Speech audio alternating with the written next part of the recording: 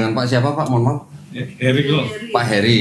Iya. Pak Heri, Ibu Yuyun ya. Asli mana Pak? Yuyu Sunda. Yuyu. Iya. Sunda berarti. Bapak asli? Saya Papi Solo, Mami Manado. Oh, Papi Solo, Mami Manado. Oke. Jadi saya senang sekali bisa menerima Bapak dan Ibu di sini.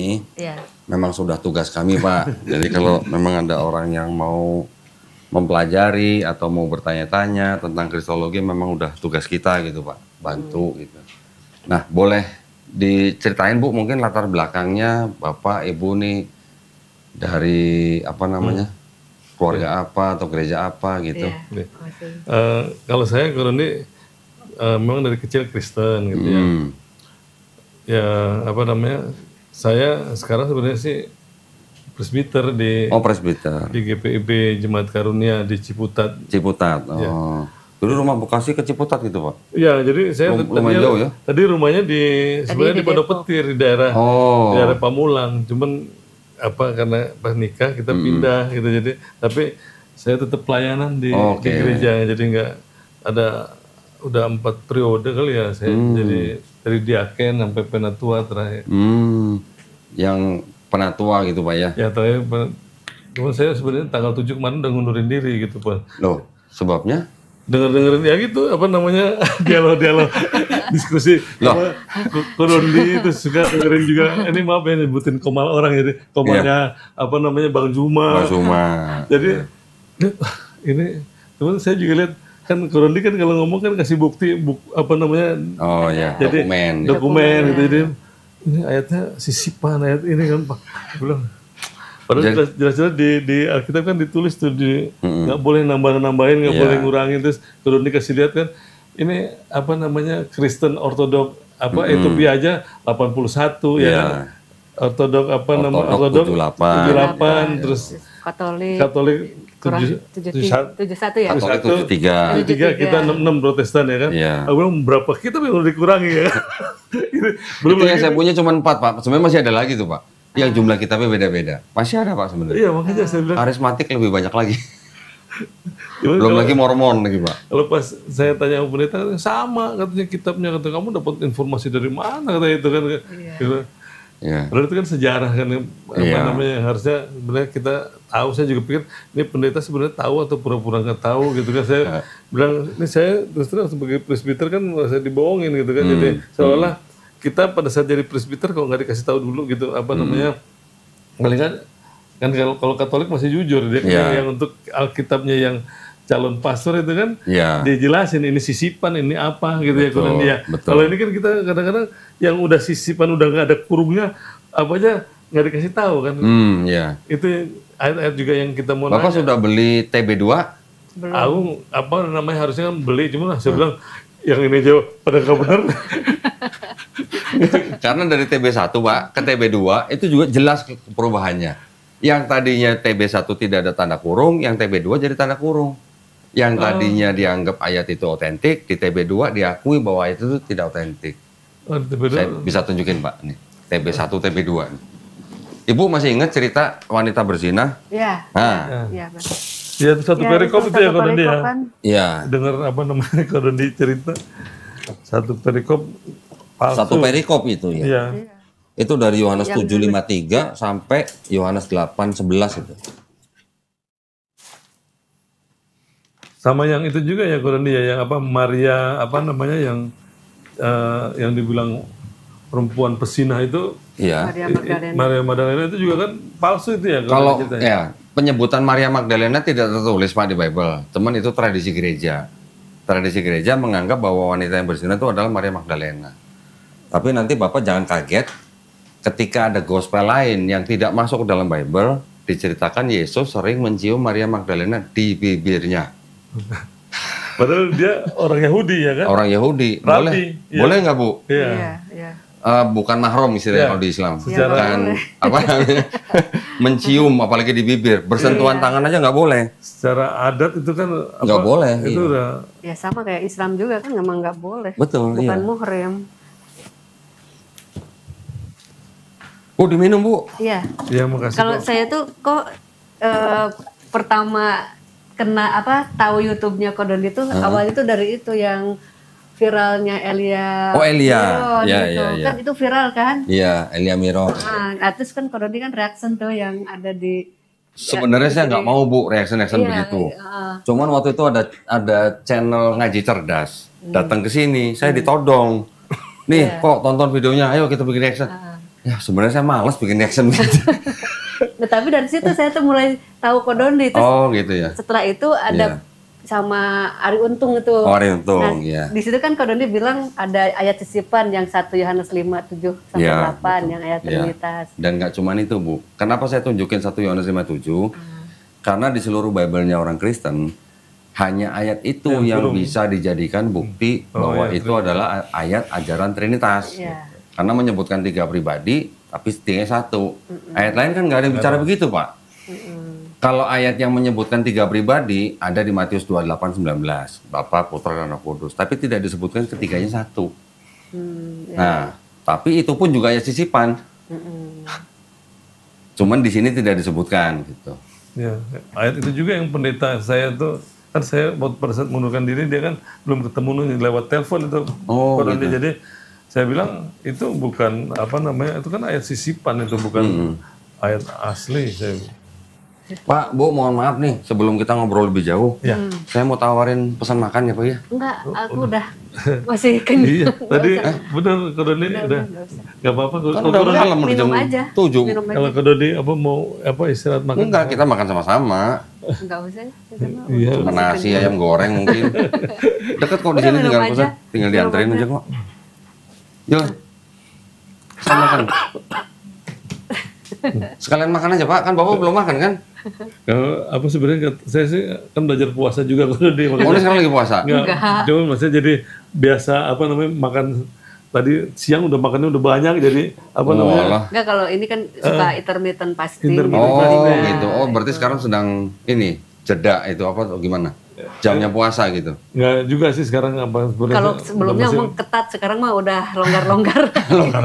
Tadinya saya kan sakit jantung sebenarnya Kodoni, jadi harusnya pasang ring itu. Oh, Cuman karena pas udah mau dipasang ringnya itu Kodoni. Katerisasi. Katerisasi dilihat mereka nggak punya ring yang sebesar ini katanya, karena katanya besar, dia bilang harus dirujuk ke harapan kita gitu.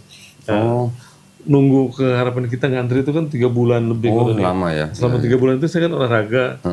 Ternyata udah enakan, saya bilang nggak usah pasang deh gitu. Oh gitu. Ya alhamdulillah tuh Sampai sekarang nggak nggak ada keluhan. ada keluhan gitu kata dokter. Tapi Bapak harus sering cek. Iya, Iya, tiap bulan tiap memang bulan konsul. Harus sering cek kalau begitu. ada obatnya juga yang di itu sih. Kodoni. Gitu. Iya. Gak apa-apa lah, saya pesenin aja ya, nasi goreng aja. Nasi goreng atau mau nasi ayam goreng Pak? Biar cepet. Satu aja deh. Satu aja berdua. Ibu diet? Enggak Enggak. juga. Makanya mau nggak banyak Cuma Kodoni. mau makannya nggak banyak. Apa nasi goreng Berdua aja? deh. Berdua aja saya. Berdua aja. Masa Iya, mesra banget. Makan sepiring berdua. Tapi Yuk, emang pesenin nikahnya aja juga belum nasi lama goreng sih, deh Bang. gue aja. Gua nasi goreng ayam nggak pakai telur. Gitu. Bapak nasi goreng juga atau nasi ayam goreng? Udah itu aja berdua Apa? aja lah Iya, nasi goreng nasi aja. goreng lah. Nasi goreng aja. Ya udah nasi goreng aja. Terus kalian Erik tuh. Ya sambil nunggu aja Pak ya. Iya kok. Nih saya tunjukin Pak. Ini namanya Alkitab TB2 Pak nih ya.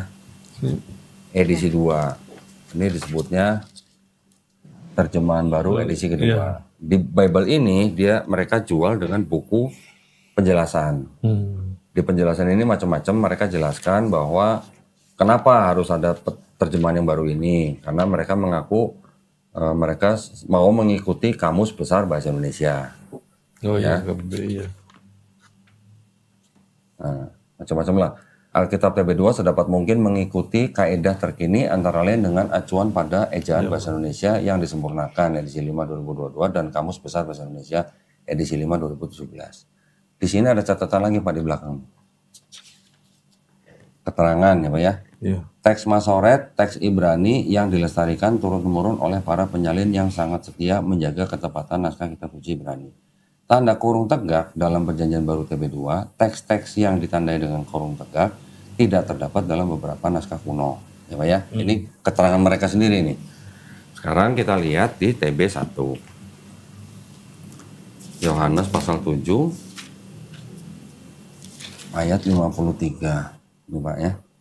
53-nya kan di sini nih. Iya. Ini tentang cerita perempuan yang berzina. Lalu mereka pulang dan selanjutnya sampai 8 ayat 11. Ini yang kisah perempuan berzina. Ya. Di sini Bapak perhatikan, ada nggak Pak tanda kurungnya? Nggak ada. Nggak ada. Nggak ada ya? Sekarang saya buka yang TB2 nih Pak. Jujur sih jujur Pak, kalau orang Kristen saya bilang jujur. Ya Pak ya, Yohanes 7 ayat 53 kan di sini. Iya. Oh, udah mulai. Lihat Pak, ada tanda kurung kan? Iya. Sampai ke 8:11 tuh tanda kurung. Iya. Ini artinya kisah ini juga sebenarnya kisah sisipan. Malah di TB2 yang dikasih itu ya. Iya. Tapi padahal apa di kitab Wahyu, kitab ini kan jelas nggak boleh ya ditambah-tambahin. Iya. Tetap aja masih walaupun jujur masih disisipin gitu ya, Iya. bukan dihilangin gitu ya. Betul. Jadi gini Pak, kalau menurut saya nih Pak ya, dan menurut ahli-ahli perjanjian baru yang lain, di dalam agama itu kan ada agama. Agama itu kan artinya kan sebuah tatanan, sistem kepercayaan yang punya dasar atau landasan kitab suci. Tapi selain agama ini, di dalam praktek ibadah, di dalam praktek mereka berinteraksi dengan orang-orang, di dalam praktek manajemen agama itu sendiri, di dalam itu kan ada juga yang namanya pemikiran agama Pak. Nggak usah di Kristen Pak, di Islam juga ada. Saya jujur-jujuran aja. Di Islam juga ada pemuka agama Islam mengemukakan pemikiran agamanya yang diikuti oleh pengikutnya dia. Tapi kalau di Islam kan nggak ada cerita pemikiran agama bisa masuk dalam kitab suci. Beda dengan di Kristen. Di Kristen malah sampai abad ke-16 pemikiran-pemikiran agama itu dimasukkan dalam kitab suci. Kalau Bapak pernah mendengar Bible versi Textus Receptus Pak, dalam bahasa Yunani, itu mulainya apa namanya, seperti itu, sisipan-sisipan itu. Jadi pemikiran-pemikiran dari pemuka agama, dari penyalin yang dijadikan agama, atau artinya dari mulai catatan kaki dijadikan menjadi ayat. Mulai dari situ ya Pak ya. Karena saya ada sebuah bagan Pak, mungkin saya belum beli ya, tapi ada sebuah bagan yang menceritakan atau mengkisahkan tentang Bible itu sendiri ketika baru mulai baru mulai disusun Pak ya. Ketika kan baru mulai banyak salinan-salinan. Salinan-salinan itu dia mengikuti dua kelompok Pak, kelompok timur dan kelompok barat. Kelompok barat ini yang Romawi, Alexandria itu barat. Yang timur tuh yang Bizantium, Antiok, Konstantinopel. Karena ada perbedaan barat dan timur, ini yang masing-masing di sini ada sisipin, di sini enggak gitu. Ya, nanti yang paling banyak disisipkan itu yang barat. Alasannya kenapa? Yaitu mungkin karena pemikiran agama.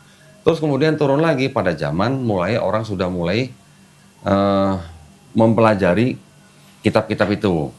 Ketika mempelajari mereka sudah menemukan ada perbedaan-perbedaan, menemukan sudah ada apa yang namanya ya kayak semacam diskrepensis gitu loh Pak. Terus baru timbullah yang namanya aliran kritik teks. Gitu. Jadi ada Bible yang mengikuti aliran kritik teks, ada Bible yang mengikuti tradisi lama. Gitu. Yang mengikuti kritik teks itulah termasuk yang tebel merah itu Pak. Yang ada catatan kakinya itu. Jadi lebih tebal ya. Sama seperti NIV, namanya New International Version. NIV ini dianggap Bible berbahasa Inggris yang terjemahannya paling bagus. Tetapi mereka ngikutin aliran kritik teks. Artinya kalau ada ayat-ayat yang tidak otentik sama mereka nggak dimasukin Pak. Jadi di sini tidak ada 1 John 5:7 nggak ada. Nah, mereka menolak gitu. Karena sebelum abad ke-16 tidak ada ayat itu di naskah-naskah yang tua. Gitu. Berarti kosong di situ gitu, jadi dilengkap gitu ya. Nah, sekarang kita boleh buktikan Pak, boleh kita lihat nih. Kalau kita gitu termasuk apa barat atau timur? Yang barat ya Pak? Kita yang Indonesia maksudnya ya. Indonesia, Yang Indonesia tuh sebenarnya masuk yang barat Pak. Jadi ayat-ayat sisipan masuk ngikut gitu. LAI termasuk ngikutin yang barat. Nah, ini ada sebuah Bible. Ini juga nih. Ini kemarin saya baru dapat nih. King James Version. KJV-nya ya.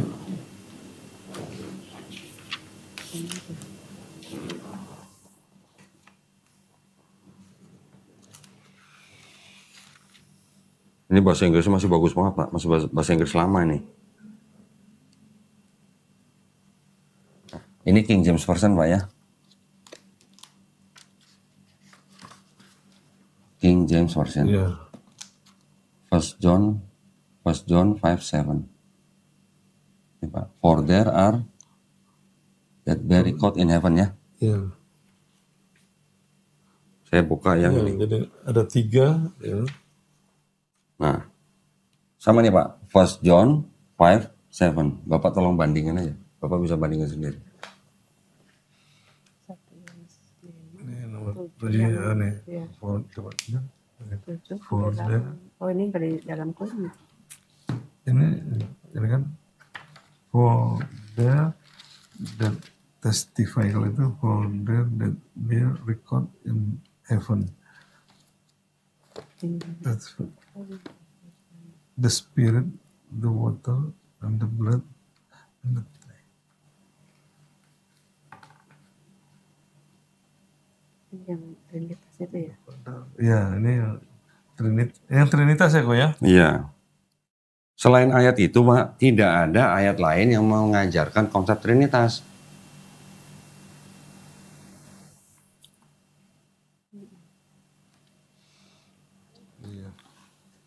Nanti ada sebuah Bible lagi Pak, namanya Revised Standard Version.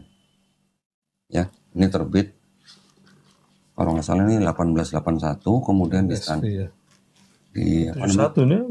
Enggak, ini yang terakhir.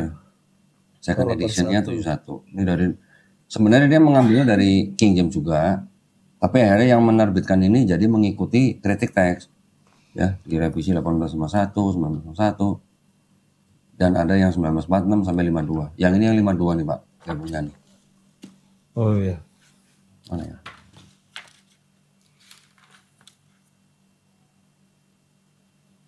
Nah ini 52 nih. Iya, Ya. copyright 52 ya. Nah di sini First John 5:7 juga ayatnya sama dengan yang NIV Pak. Tidak ada Father, Word, and Holy Ghost and these three are one. Gitu. Iya, kalau ini Father ini ada Ya. Iya. yang 7-nya ya. Kalau itu kan and the Spirit is the witness, exactly, because the Spirit is true. Iya, nggak ada ya. Kalau itu Nah, ini ada Holy Ghost. ya, Holy Ghost ya, ada karena roh ya kan. Roh Kudus. Bapak sudah pernah nonton video saya yang saya membacakan ini? Ayat yang 1 Yohanes 5:7 dalam bahasa Indonesia dalam kitab suci Katolik? Oh ya pernah. Sudah pernah? Sudah. Nah ini Bapak bisa baca sendiri nih. Ini punya ini yang calon pastor itu ya. Iya, jadi Bible ini Pak, ini tidak untuk diperdagangkan.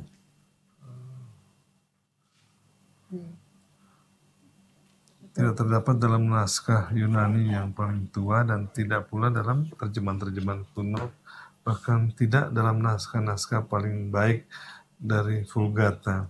Bagian ini kiranya aslinya sebuah catatan di pinggir halaman salah satu naskah terjemahan Latin yang kemudian disisipkan ke dalam naskah-naskah oleh penyalin dan akhirnya bahkan disisipkan ke dalam beberapa naskah Yunani. Karenanya bagian ini pasti tidak asli.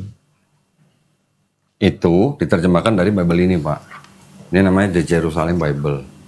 Ini tahun 66 terbit. Lebih tua lagi ya. Iya.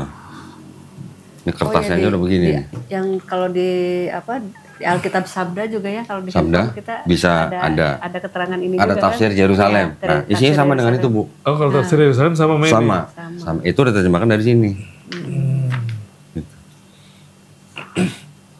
Nah, kalau yang di Bible ini malah diajarkan atau ditulis tentang sejarah bagaimana Pentateuch ditulis.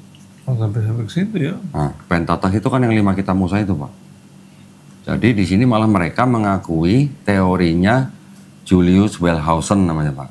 Ya, sejarawan bangsa Jerman yang akhirnya bisa memberikan jawaban kenapa kok di Pentateuch banyak sekali cerita yang double dan cerita yang kontradiksi. Teorinya Julius Wellhausen dimasukkan dalam Bible ini, Pak. Jadi menurut Julius Wellhausen itu kenapa bisa ada cerita yang berulang dan kenapa banyak kontradiksi? Karena sumbernya Pentateuch yang 5 kitab Musa itu ada 4 sumber ternyata. Yang disebut dengan Yahwis, Elohis, Deuteronomis, dan Priestly. 4 sumber ini atau disingkat JEDP ini yang merupakan sumber kisah di dalam 5 kitab Musa. Yang di tanah itu ya? Iya, di dalam tanah. Tanah itu kan, ya itu Pak. Tanah itu kan ada Torah, Nevi'im, Ketuvim. Iya. Yang dimaksud Pentateuch itu hanya yang Torah saja. Oh, Torah di Torahnya. Torahnya saja. Yang 5 kitab Musa, yang Kejadian, Keluaran, Imamat, Bilangan, Ulangan.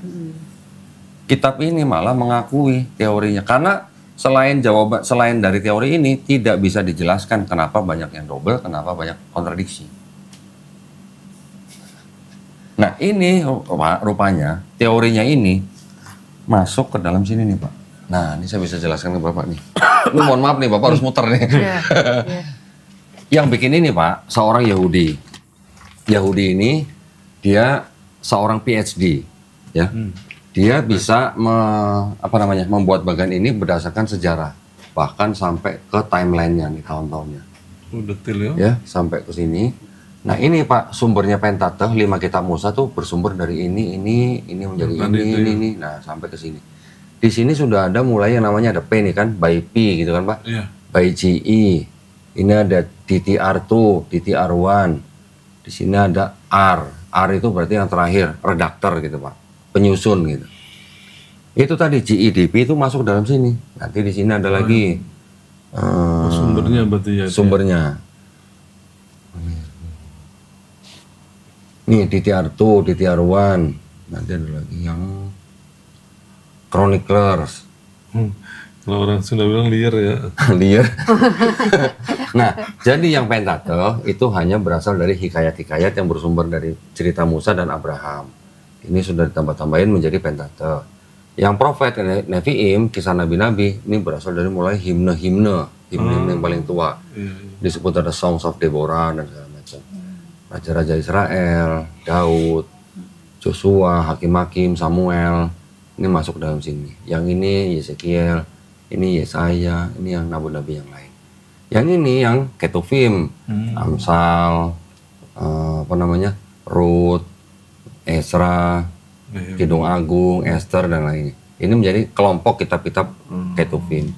Ini menjadi Nevi'im, ini Torah. Ini menjadi tanah, Pak. Nah, tanah ini, yang ini nih kitabnya nih, Pak. Nah, kalau kita nggak punya ini, Pak, nggak nyambung gitu ceritanya. Ya. Ini kayak Al-Quran, bukan dari belakang ya? Dari belakang, karena ini ditulis dalam bahasa Ibrani, bacanya dari kanan ke kiri, Pak. Nah ini seperti ini. Ini teks bahasa Ibrani, ini teks terjemahannya. Nah ini Pak, ini mohon maaf Pak. Bahasa asli sampai ya? Di sini, sampai menjadi ini, sebelum jadi ini, yang Pentateuchnya diterjemahkan menjadi bahasa Yunani di tahun kira-kira abad ketiga. Septuaginta itu ya? Septuaginta. Ini yang disuruh oleh Raja Ptolemy II di Alexandria, Mesir. Karena zaman itu adalah zaman penguasaan atau era Helenisme, Pak. Yunani menjajah daerah Mediterania, ada Persia, Palestina, Mesir, dan negara-negara Eropa Selatan. Oh, dijajah Yunani berarti makanya. Ya, yang ini Pak, ini yang menjadi cikal bakal perjanjian lamanya Bapak.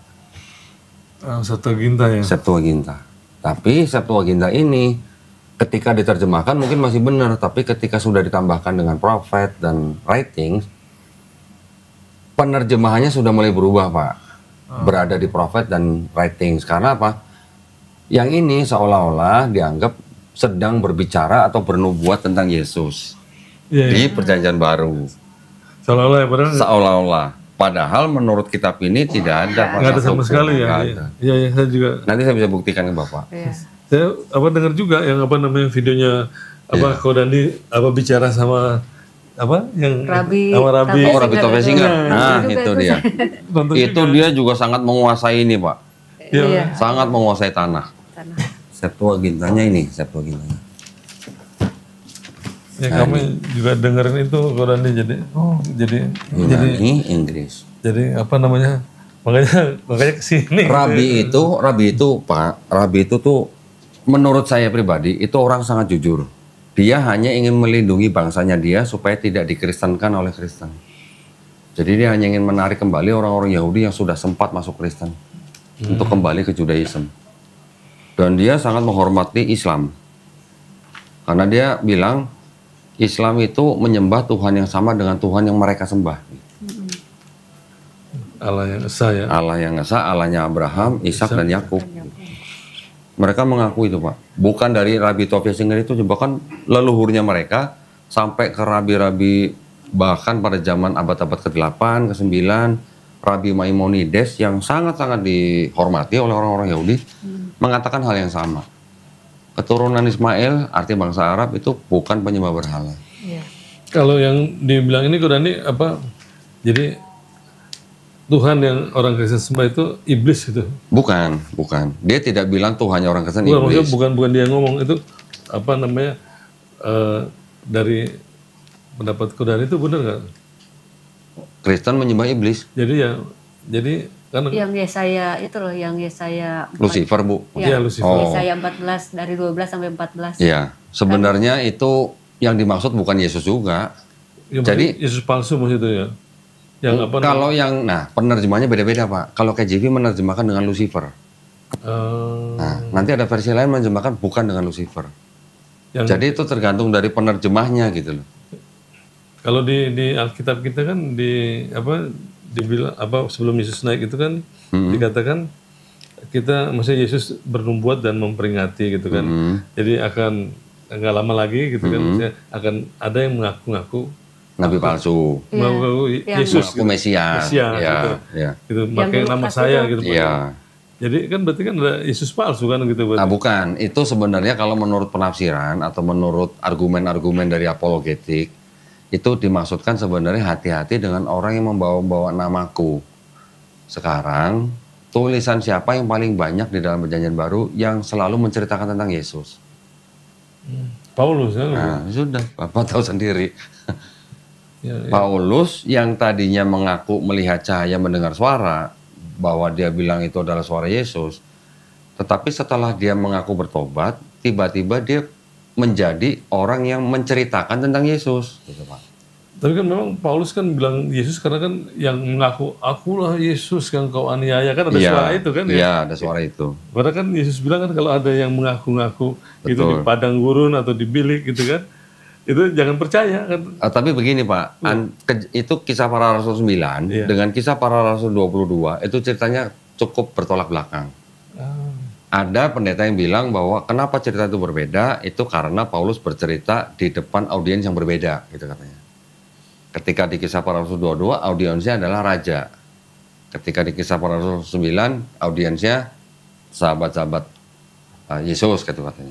Ceritanya memang berbeda, Pak. Dan itu memang seperti kontradiksi, gitu. Tapi kan, ya jadi kontradiksi. Namanya kebenaran kan mau di depan siapa aja kan harusnya. Betul. Harusnya tetap sama ya. Betul. Jadi pandangan ahli-ahli Perjanjian Baru sendiri, baik itu yang Kristen ya Pak ya, saya berani mengatakan yang Kristen karena pandangan ahli-ahli Perjanjian Baru ini kan tidak semuanya Kristen yang benar-benar devoted Pak. Tapi memang mereka sudah terpengaruh juga oleh sekulerisme, ya Pak ya. Begitu juga dengan pandangan apologet Muslim, kami memandang Paulus ini seperti orang yang punya kepribadian ganda gitu Pak. Seperti orang yang tidak bisa, tidak bisa kalau nggak bohong gitu. Tapi kebohongan dia dengan alasannya Paulus, kebohongannya dia itu ya untuk menarik audiens gitu, atau menarik jemaat. Ya, makanya kan dia bilang katanya mau cara bohong atau apa untuk memberitakan Injil Kristus. Betul, ada ayat begitu. Jadi kan Paulus mengatakan kepada orang Yahudi, aku mengaku sebagai orang Yahudi. Ya. Buat orang Yahudi, tetap kalian harus hidup di bawah hukum Taurat. Tapi kepada orang Gentile, satu goyim yang bukan Yahudi, ya aku akan menarik mereka dengan apa? Bahwa mereka tidak perlu hidup di bawah hukum Taurat. Nah, makanya sunat nggak perlu, ya kan? Semua makanan halal, gitu kan? Jadi nggak ada hukum. Ya kan udah menurut Paulus hukum Taurat itu sudah dibatalkan Bu. Nah, dengan mati Yesus di atas kayu salib. Nah, yang jadi pertanyaan kan sunat nggak usah, makan semua makanan halal, tapi perpuluhan jalan terus. Bapak ini pasti rajin berperpuluhan, saya yakin. Aku dengar juga ceritanya, karena kalau di kita tuh kan perpuluhan tiap bulan ya kok ya. Padahal itu harusnya tiap 3 tahun. 10 minimal 10%. setahun, Pak. Setahun tapi kan 3%. Iya. Karena kalau 10 itu kan udah 3 tahun harusnya. Dan Pak, syarat untuk memberikan perpuluhan itu harus di tanah Palestina. Iya. Dan harus di Bait Suci, Pak. Oh, di Bait Suci. Orang Yahudi sendiri zaman sekarang sudah tidak bayar perpuluhan. Kenapa Kristen masih minta perpuluhan gitu. Nanti pendeta akan bilang karena pendeta-pendeta itu adalah keturunan suku Lewi secara rohani gitu. Secara rohani. Ya Bapak bisa pikir sendiri lah. Saya tuh udah ngundurin diri dari tanggal 7 sampai sekarang belum diterima sama pendeta. Oh gitu. Cuman tadi WA minta hari Rabu ketemu gitu kan. Oh. Iya. Manajemen gereja. Saya dulu sehari telat bayar perpuluhan, Bu. Ditelepon sama Pak Pendeta. Pak Doni sehat gitu. Tapi saya terus terang dapat ilmu ini, pengetahuan ini dari pembicaraan Kodandi sama siapa ya, Ustadz siapa? Wanham Ali juga ya. kita dengerin juga sama Rabi-Rabi. Kajian-kajian yang gitu kita. Ya, jadi ya secara nggak langsung ini juga jadi berkat lah untuk kita gitu. Iya, makanya saya sangat terbuka kalau ada orang-orang seperti Bapak dan Ibu yang mau berbicara tentang kitab ini, saya sangat terbuka. Ayo gitu. Siapa tahu saya bisa belajar sesuatu juga gitu dari Bapak. Iya. Siapa tahu Pak, ya kan? Ini yang sudah saya pelajarin. Siapa tahu Bapak punya pandangan lain, kita diskusikan aja. Iya. Sering Pak saya dapat tamu yang seperti Bapak. Bahkan sudah ada yang pendeta, sudah ada yang istilahnya pernah ikut pendidikan Bible dan segala macam. Tetapi kalau saya kan bawa dokumen, dia datang ke sini kan nggak bawa dokumen, hanya bawa doktrin gitu. Iya. Jadi ya dia hanya mengatakan apa yang dia tahu, tapi tidak bisa membuktikan. Ya. Ketika saya tunjukkan beberapa dokumen yang di luar Bible, baru mereka ngangguk-ngangguk. Gitu. Ya, untuk saya juga sebenarnya istri sih yang lebih aktif gitu ya kalau dia. Saya awalnya juga emosi gitu, marah kan, namanya Kamu tuh agamanya apa? yang dari kecil Kristen Kodandi ya, ya saya juga cuman pada saat saya marah pas sendiri sebenarnya apa yang diomongin sih ada benernya gitu dalam hati saya gitu kan. Kemudian ya kita ngakuin gitu benar, makanya lama-lama dia ngomongin terus saya juga ya dengerin juga gitu. Makanya ada perubahan makanya saya bilang nggak mudah untuk saya juga, ini kan pergumulan gitu. Paham Pak, paham. Dari kecil. Saya kemarin kedatangan suami istri juga, bawa anak 2, istrinya Muslim, suaminya Advent. Nah, itu juga dari sisi Islam juga salah, karena perempuan Muslim sebenarnya juga tidak boleh menikah dengan di luar Islam. Si bapaknya yang Advent ini juga, ya dia sendiri juga nggak tahu kitabnya. Di kitab Bible sendiri juga dilarang nikah dengan yang orang tidak percaya gitu kan. Bahkan nggak usah menikah, berkencan pun nggak boleh, bermitra usaha pun nggak boleh, berteman baik nggak boleh, apalagi menikah gitu. Jadi ya sama-sama awam, tetapi ya sudah terjadi, sudah sekian belas tahun, anaknya sudah besar. Nah kemarin istrinya memberikan pilihan kepada suaminya. Sekarang sudah zaman informasi, istrinya sudah tahu bahwa tidak boleh menikah beda agama, akhirnya memberikan ultimatum kepada suaminya. Kalau mau diteruskan pernikahan ya kamu harus masuk Islam. Kalau kamu nggak mau ya mohon maaf saya harus cerai dengan suaminya. Datanglah suaminya ke sini Pak 2 kali. Apa yang saya jelaskan dia sudah terima Pak. Terima, bahkan apa yang saya tanya dia juga nggak bisa jawab karena bertolak belakang dengan nalar dia. Ya, tetapi dia masih belum bisa ambil keputusan Pak untuk masuk Islam. Alasannya tidak jauh-jauh dari keluarga. Ibunya, saudara-saudaranya. Itu yang jadi alasan terbesar mereka. Ya kebetulan saya orang tua udah nggak ada gitu. Nggak ada. Dan gitu kakak juga udah nggak ada. Saya sekarang paling tua deh. Nah kemarin. Tapi kan Bapak masih punya saudara yang lain, sepupu, ada. Nanti tante apa segala macam. Kemarin juga masih WA-WAan juga gitu. Adik itu kan kamu tuh belajar dari mana sih katanya kan gitu kan. Dan saya bilang ya dia nanya tapi aku bilang Enggak kan kita udah nggak ke gereja kan, gitu terus dia nanya kan di grup itu ya, udah ke gereja belum Her gitu. Keluarga. Kita kan juga nggak mau bohong gitu kan.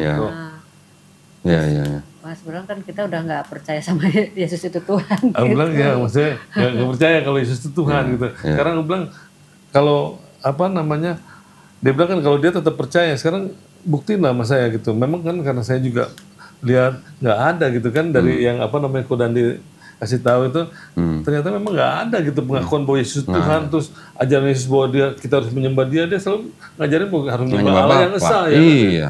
Itu kan estafet pewahyuan dari nabi-nabi sebelumnya kan gitu. Kalau pemahaman saya kan harusnya seperti itu. Betul. Kan kayak ini tongkat apa estafet dikasih pas dikasih ini Kan harus sama harus gitu, sama Pak. ya. Iya. Pas ke Paulus berubah jadi botol. Yesus sebenarnya kalau di Bible itu sebenarnya meneruskan tongkat Musa, Pak. Betul. Karena apa? Apa yang dijawab oleh Yesus kepada orang-orang Farisi pada zaman itu, Yesus hanya mengulang perkataan Musa. Saya juga baca ternyata apa namanya dibilang Yesus itu ajarannya kasih, itu ajaran dari Musa juga ya, kasih ya. sesama manusia kan Ya. seperti diri sendiri ada juga Betul. di apa namanya di kitabnya Musa, Betul. kasih Tuhan Allah dengan segenap hati, ada juga. Jadi Ada, bukan yang baru Bukan sebenarnya. ajaran baru. Yesus kan cuma meneruskan. Iya. 10 perintah Allah diulang sama Yesus. Iya. Shema Israel diulang sama Iya, Yesus. cuma dulu. Iya. Kan tidak merubah, tidak menambahi, tidak mengurangi Yesusnya. Iya. Nah, seperti Bapak bilang, ketika ke Paulus, ini yang berbeda. Ada ide baru bahwa manusia lahir bawa dosa waris. Iya. Sedangkan Yesus tidak pernah mengajarkan. Bahkan Yesus bilang kan kalau nggak bertobat dan seperti anak kecil, tidak masuk kerajaan surga. Anak kecil kan gimana Pak konotasinya? Iya. Pertama tuh saya tuh nggak ngerti waktu Kodandi ngomong apa ini udah terpengaruh apa namanya ajaran apa Helenisme. bukan yang apa yang kan kalau Yunani pagan katanya kan. Iya, pagan itu Romawi, Iya. Yunani itu Helenisme. Makanya saya ini Kodandi apa sih maksudnya gitu kan, cuman karena sering dengar oh maksudnya ini gitu, jadi Ada buktinya Pak, Iya. yang ngomong Bible loh, bukan saya loh. nggak maksudnya sekarang sih udah Oh sudah tahu. udah ngerti gitu. Oh maksudnya Kodandi ini jadi anak manusia dijadiin apa, dari ceritanya tuh pas saya juga dengar apa namanya, maaf ya selain dari Kodandi kita dengar dari Ustadz apa yang kemarin? Bang Oh Suma.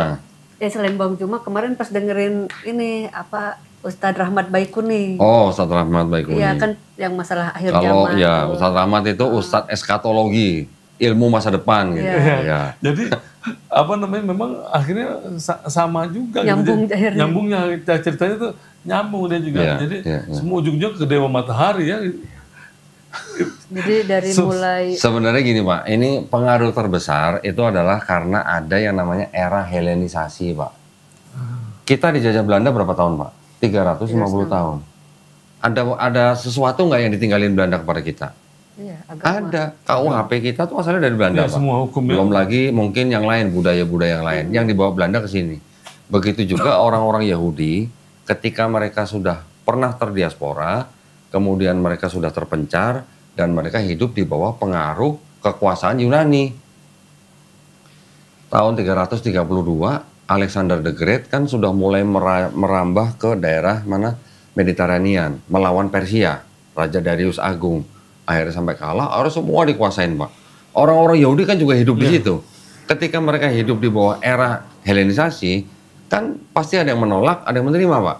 Ada juga kan orang yang berasimilasi, kawin silang gitulah. Pasti ada sebagian yang mau menerima.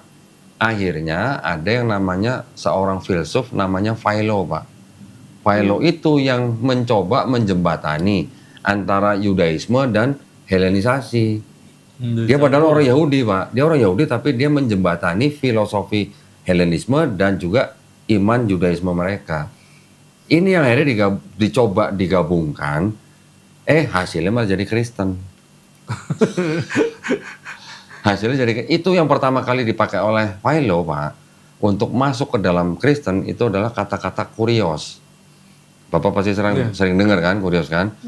Kurios itu kalau di Jawa kan bisa dengan kata Gusti Bu, ya kan? Iya. Kalau kita bicara kepada Bupati, Gusti Bupati atau Gusti Gubernur atau Gusti Presiden, kita juga bisa memanggil Gusti Nabi siapa gitu misalnya. Orang Jawa juga bisa sebut Gusti Yesus. Iya. Tapi Gusti ini kan bisa ditujukan kepada manusia, juga bisa ditujukan kepada Tuhan. Itu dari situ Pak asal mulanya. Nah, kata kurios itu oleh Philo selalu ketika dia sedang berusaha menjembatani antara Helenisme dan Yudaisme, kata kuriosnya itu sama dia dipakai selalu konotasinya kepada Tuhan Yang Maha Esa. Jadi ketika Yesus di Perjanjian Baru disebut dengan kurios, orang penerusnya akhirnya menerjemahkan kurios itu dengan Tuhan. Harusnya hanya apa? Junjungan gitu. Tuhan ya. Nah, atau Tuhan. Itu bahasa Yunani ya kok ya? Kurios itu bahasa Yunani. Itu bukan artinya dewa. Bukan. Theos, Oh, dewa. Theos. Theos. Oh, kurios itu Kurios itu untuk bisa Tuhan. Tuhan, ya. bisa untuk Tuhan gitu Pak. Jadi kalau bahasa Inggrisnya gini, ini ada kerancuan gini Pak. Kalau kata Lord di dalam bahasa Inggris, Lord. Orang Inggris zaman dulu, abad 7, 8, 9 ketika bangsa Viking udah mulai datang ke Inggris, orang Saxon ya Pak ya, dulu belum Inggris, namanya Saxon. Orang Saxon kalau memanggil seorang penguasa tanah atau orang yang punya banyak tanah ya. disebutnya apa? Lord Arthur misalnya. Ketika orang itu ketemu raja, dia nyebutnya manggilnya Lord King. Ketika dia ke dalam gereja, dia nyebutnya Lord God. Ada Lord, ada God gitu Pak. Tapi memang kata Lord ini bisa dipakai juga untuk sebagai kata ganti Tuhan itu juga. Ke manusia bisa, ke Tuhan bisa gitu Pak. Nah sekarang ketika orang sudah bilang ada Lord Arthur, Lord King, Lord God. Nah ini kata Lord ini yang di jauh sebelumnya sama Philo itu sebenarnya dicoba dikonotasikan kepada Tuhan Yang Maha Esa. Sehingga ketika berurusan dengan Yesus, semua kata kurios yang berurusan atau diimbuhkan di depan Yesus, diterjemahkan menjadi Lord. Tapi Lordnya untuk Lord God gitu. Dari Philo Pak itu Pak. Diteruskan nanti dari tahun 63 Masehi oleh Romawi. Romawi bawa paganisme. Jadi kalau Yunani ada dewa Zeus, punya anak Hermes, Hercules, Perseus. Romawi juga punya dewa namanya Jupiter Pak. Jupiter punya anak siapa? Merkuri gitu. Bersama ya. Hampir sama kan? Ada pagan Romawi, ada Helenisme Yunani. Yang lucu begini Pak, ini lucu nih Pak nih. Saya punya Bible ini Pak. Belum lama saya beli di Bandung.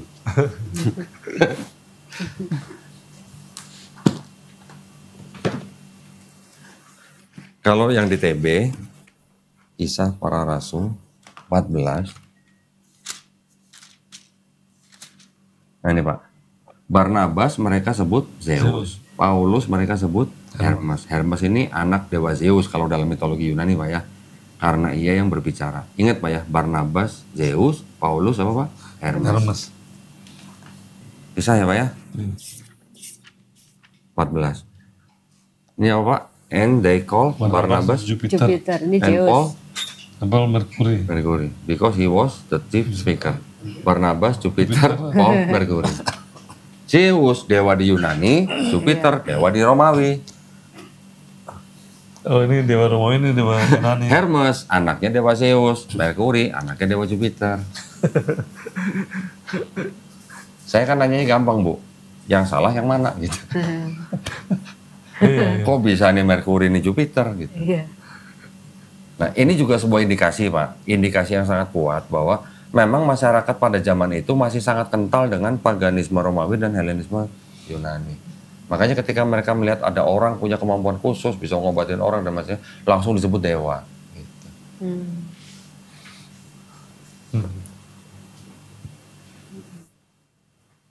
Kalau itu mana? Apa itu? Wah sudah bawa daftar pertanyaan. Ini Udah 1, 2, ini ayat-ayat dari Qurani juga. Oh gitu?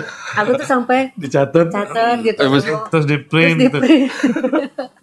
Saya juga kadang-kadang ada yang nanya, saya juga pengen bisa menjelaskan gitu Qurani. Iya. Cuma makanya ada yang kita mau nanya Kan ada juga. Yudas 125 ini ya. Ya Yudas 125 itu yang bilang Yesus Tuhan itu gimana penjelasannya? Nah, coba saya lihat.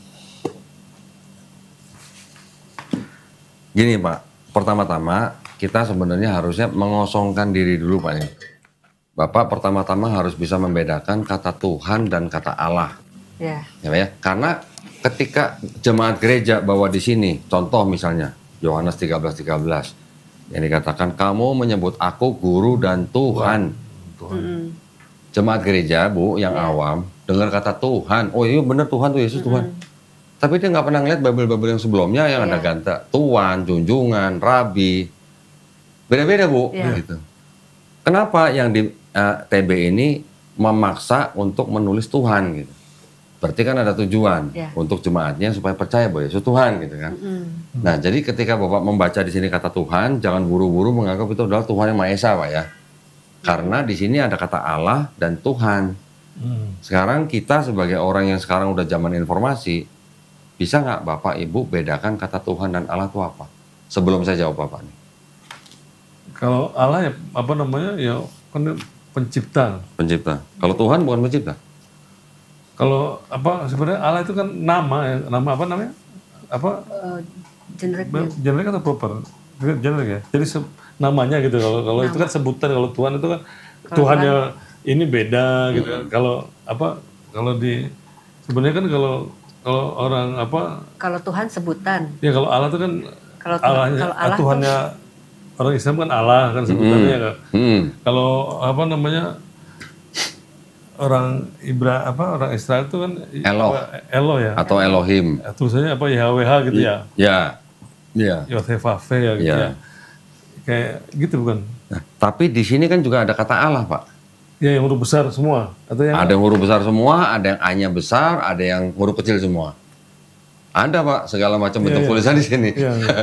Itu memang karena pengaruh terjemahan. Tetapi kalau yang banyak beda-beda itu banyaknya di Perjanjian Lama Pak. Karena ada kata-kata Elohim, nanti ada kata-kata Yothevave, itu penerjemahannya macam-macam. Ada yang A-nya besar, lainnya kecil, ada yang semuanya kecil, ada yang semuanya besar. Tetapi ketika masuk Perjanjian Baru, di Perjanjian Baru juga ada kata Allah dan kata Tuhan, Pak. Ya, dibedakan antara kata Theos dan kata Kurios. Theos ini sebenarnya memang ditujukan kepada Tuhan yang Maha Esa. Tuhan Sang Pencipta Langit dan Bumi ini, kalau Theos. Dalam budayanya Yunani dan Romawi, Theos ini adalah dewa yang paling tinggi. Dewa Zeus atau dewa Jupiter, tadi seperti kita lihat. Ada Tuhan atau dewa yang paling tinggi, tapi kan mereka juga percaya ada Tuhan-Tuhan yang lebih rendah di bawahnya. Contoh misalnya, ada dewa Zeus, nanti di bawahnya lagi ada dewa Poseidon atau Jadi itu adalah orang-orang yang disebut dengan pagan, adalah orang-orang yang percaya bahwa setiap elemen daripada alam ini punya penguasa. Langit penguasanya dewa Zeus, laut penguasanya dewa Poseidon, nanti gunung penguasanya siapa? Begitu Pak. Jadi nanti ada dewa perang, dewi kesuburan dan segala macam. Jadi ada Tuhan yang paling tinggi, yang supreme, tapi juga ada Tuhan-Tuhan di bawahnya yang lebih rendah. Ini bukan politeisme juga Pak, ini namanya henoteisme. Nah, kalau politeismenya mungkin sejajar, jadi politeisme. Tapi kalau ada yang lebih tinggi, ada lebih rendah, itu namanya henoteisme. Itu Pak yang masuk dalam sini. Yang dalam Bible gitu. Nah, jadi kalau di sini ada kata-kata misalnya Tuhan, Yesus Tuhan, belum tentu yang dimaksud dengan Tuhan ini adalah Tuhan yang Maha Esa itu, yang Maha Kuasa itu. Gitu. Bisa jadi ini adalah Tuhan yang lebih rendah gitu Pak. Karena juga ada unsur penerjemahan yang rancu. Sekarang kalau saya tanya Bapak, kalau bahasa Inggrisnya Tuhan apa Pak? Kalau apa? Bahasa Inggrisnya Tuhan, God, ya kan? God, G-O-D gitu kan, dengan G besar. Kalau bahasa Inggrisnya dewa apa Pak? God juga. Sama ya. Sama. God, kalau dewa, God-nya G-nya kecil gitu. Oke. Sekarang kalau kita terjemahkan juga kata God di dalam bahasa Inggris ke dalam bahasa Indonesia harusnya apa Pak? Tuhan kan Pak? Harusnya Tuhan. Tetapi di dalam Bible, khususnya di Perjanjian Baru, kata God itu diterjemahkan ke dalam Bible ini menjadi Allah. Bukan Tuhan. Sedangkan kata Lord diterjemahkan ke bahasa Indonesia jadi Tuhan. Tapi khusus untuk Yesus. Kalau untuk Pilatus, untuk Filipus, untuk Paulus, mereka juga disebut Kurios, tapi bukan Tuhan, tapi Tuan. Tuhan. Setiap orang yang memanggil Pilatus dengan Kurios, terjemahnya Tuan. Tetapi ketika setiap orang memanggil Yesus dengan Kurios, diterjemahkan jadi Tuhan. Itu Pak yang rancu, yang bikin rancu. Dan itu menyalahi kaidah bahasa Indonesia dan kaidah bahasa Arab. Bahasa Indonesia, saya buktikan ke Bapak. Handphone lain. Saya buktikan ke Bapak. Kita pakai KBBI aja Pak ya. Kan tadi Bible ini kan mengaku juga mengikuti KBBI Pak. Tetapi ternyata tidak semua mengikuti KBBI. Saya buktikan ke Bapak nih.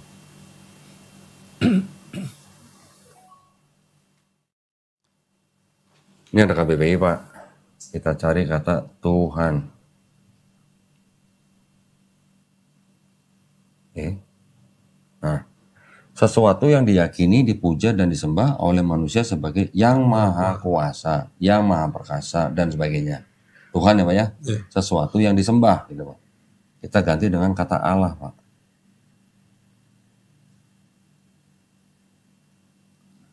Nama Tuhan dalam bahasa Arab. Berarti Tuhan, sesuatu yang disembah itu punya nama dalam bahasa Arabnya Allah atau Allah. Orang Yahudi juga mengenal Tuhan dengan sebutan Eloh. Eloh, Allah sama sebenarnya Bu, setara gitu lah. Orang Yahudi mengetahui nama Tuhannya ada 7 Pak. El. Makanya ada kata nama-nama Ismail, Israel, Samuel, Eli. Itu El itu adalah nama Tuhan gitu. El, Eloh, Eloah, Elohim, El Shaddai, Yod-Heh-Vav-He, dan Zebaot. Ada 7 nama Pak. Yang paling kudus menurut mereka adalah yang Yod-Heh-Vav-He. Tapi mereka nggak boleh sebutin, nggak boleh sama sekali. Mereka hanya boleh menyebutkan dengan mengganti menjadi Adonai atau Hashem. Nah, dari mana tuh Pak kata Yahweh? Nah, tanyanya. Orang Kristen yang bikin di abad ke-16. Namanya Jean Brardus. Masuk ke dalam buku, judulnya The Chronographia. Diterbitkan di Prancis tahun 1567. Oh, Yahweh ya. Nanti ada Yahweh, Yehova, Yehuwa. Ya, Pak ya? Makanya sekarang ada Kristen namanya Saksi Yehova. Iya, ada. Nah, itu. Jadi kalau kembali lagi ke Yudas 1 ayat 5, yang dimaksud Tuhan di sini adalah sebenarnya kan untuk Yesus. Yudas 1:25. Berapa? 125. 25. Allah yang Esa. Nah, Allah yang Esa ini Allah diterjemahkan dari kata Theos, Pak. Nah, Theos ini berarti Bapa sebutannya. Juru selamat kita oleh Yesus Kristus. Yesus Kristusnya yang Tuhan, tuh kan? Di sini kan Tuhan. Jadi ada Allah, ada Tuhan. Bagi Dia adalah kemuliaan, kebesaran, kekuatan. Nah, jadi tetap aja Pak. Di sini tetap dibedakan ada Theos, ada Kurios. Nah, sekarang tinggal bagaimana Kristen memandang Kurios itu untuk Yesus. Kristen sudah dari dulu menggunakan kata Kurios ini untuk menyembah Yesus sebagai Tuhan. Tetapi itu Tuhan yang tidak setara dengan Bapa. Gitu. Kalau menurut Paulus, doktrinnya Paulus, Yesus itu sebenarnya tidak setara dengan Bapa. Tetapi oleh gereja, oleh Bapak Athanasius di abad keempat dirubah. Yang tadinya tidak setara menjadi setara. Co-equal and co-eternal gitu. Sebenarnya bukan Paulus saja Pak yang bilang Yesus tidak setara dengan Bapa, tapi siapa? Ada lagi Tertullianus. Tertullianus mengatakan Trinitas itu adalah 3 pribadi yang berbeda tapi satu hakikat dan tidak setara. Oh, tidak setara. Tidak setara. Kalau Tertullianus tidak setara. Paulus juga mengatakan apa? Kepala dari istri adalah suami. Betul Bu? Iya. Kepala suami siapa Pak? Kristus. Kristus dulu Pak. Baru kepalanya Kristus Bapa. Berarti kan ada hierarki kalau begitu. Nah, cuman sama Kristen dipandangnya Yesus yang punya kepala Bapa ini, Yesus ini disamakan dengan Bapa. Aku berdua aja. Beneran nih Bu? Bener. Berdua. Iya. Oh, jadi kalau dalam Alkitab ada kata Tuhan itu untuk Yesus itu tuh kurios semua ya? Kurios. Semuanya dari kurios. Kurios atau kuri. Oh, pasti itu ya. Berarti ini dari kurios juga ya? Iya. Semuanya kurios. Iya. Jadi bisa sekarang Tuhan. Saya bisa buktikan ke Bapak. Kita bisa lihat Pak. Ada sebuah website namanya biblehub.com. Di sini kita bisa ngecek Pak bahasa Yunaninya apa. Itu yang suka itu. Apa ambil dari situnya. Nah, istri yang ngerti ini biar ada. Oh, maksudnya nih, mau silakan. belajar dari Kodandi. Judas ya. Nah, Judas, Jud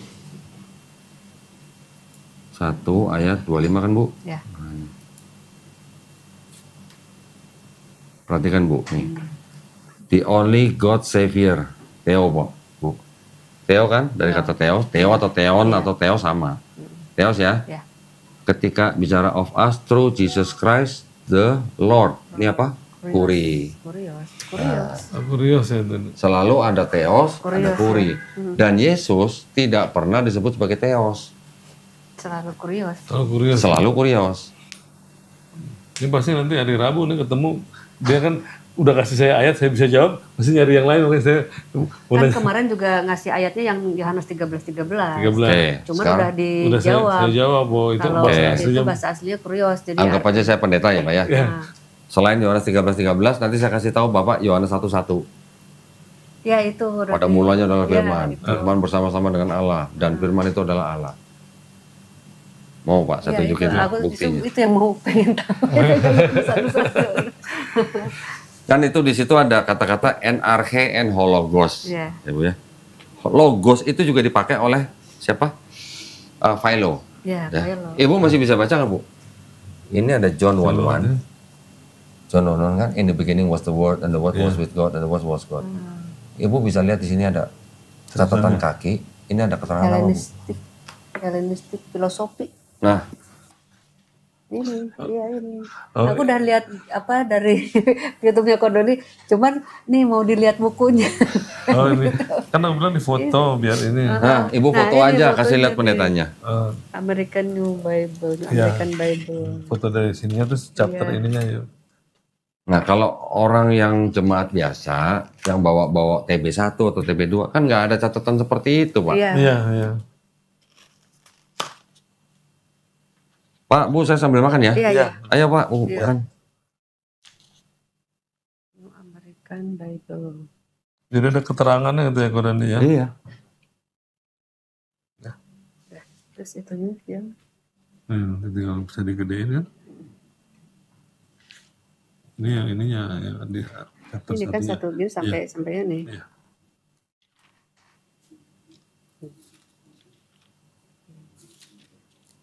Helenistik filosofi.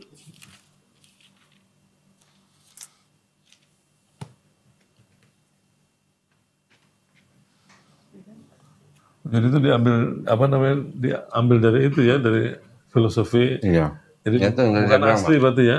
Jadi ada filosofi Yunani, ada Yudaisme. Ini yang coba digabungkan, Pak, oleh Philo. Iya. Tapi kalau dia yang itu juga apa namanya? Oh, ini juga Firman yang tuh di bawah apa? yang apa yang ada catatan kita kalau jadi dia itu bukan firman tapi penyampai firman kan, bukan firman Allah Yesus kan yang jadi manusia. Oh, yang dari Yohanes 1:1. Iya kan? Apa ya, lupa gitu. Iya, Apa, Pak? yang apa namanya penjelasannya kan dibilang Yesus kan firman yang hidup gitu. Tapi ada ayat yang mengatakan bahwa apa dia itu kan menerima firman, jadi bukan firmannya kan. Bapak boleh buka Yohanes 17 ayat 8, Pak. Oh ya, Rasul juga ayat 8 dicatat. Nanti maksudnya untuk penjelasan itu saya